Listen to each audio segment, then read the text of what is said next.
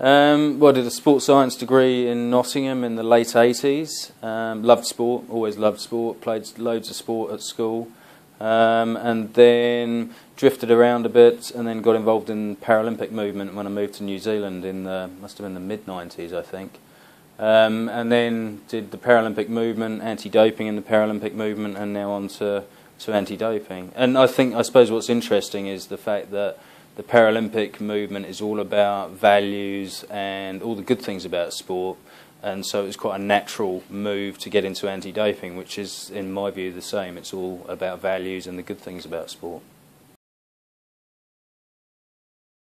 It's hard to say, actually, because one of the nice things about this job is every day is different.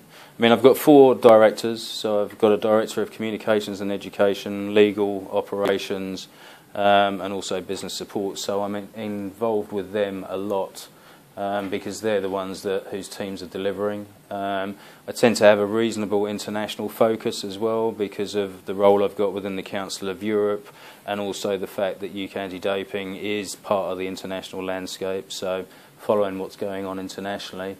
And then I've also got a board, so we're an independent agency, which means I've got a board of 6 and a chairman. So I'm usually speaking to my chairman once every couple of days, seeking his advice, making sure that we're moving in the direction that he would expect us to. Well, when I came to the UK, so I spent 8 years in New Zealand, then 4 in Germany at the International Paralympic Committee. And then when I came to the UK in 2006, I moved to an anti-doping job at UK Sport. And at that point, we were part of the funding agency, and the idea was that if we wanted to have a system in place that could tackle and evolve appropriately, it needed to be an independent agency. So we then moved out in 2009. We took 20 staff with us, so we already had a testing capability and an education capability. We then over doubled in size in a year, so we moved from being 20 to 50 in about a year, adding on 7 people in intelligence, 7 people in legal, obviously a business support function which we needed.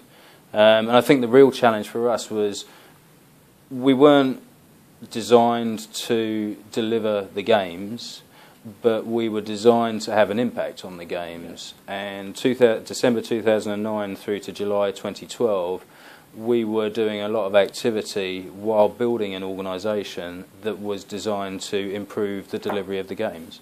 So it was a fascinating time. It was fast, and at the same time you've got all the normal fast-paced changes that happen in anti-doping because you get new substances, new ways of looking at things.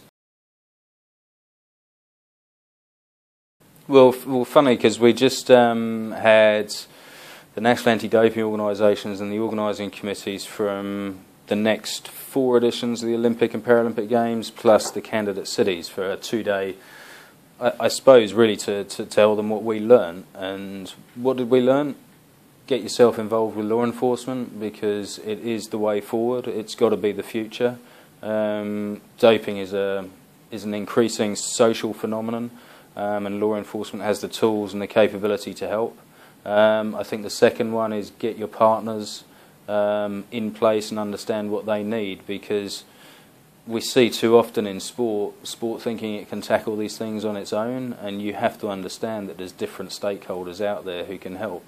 And for the Games, for us, that was the National Olympic Committee, the National Paralympic Committee, the organising committee.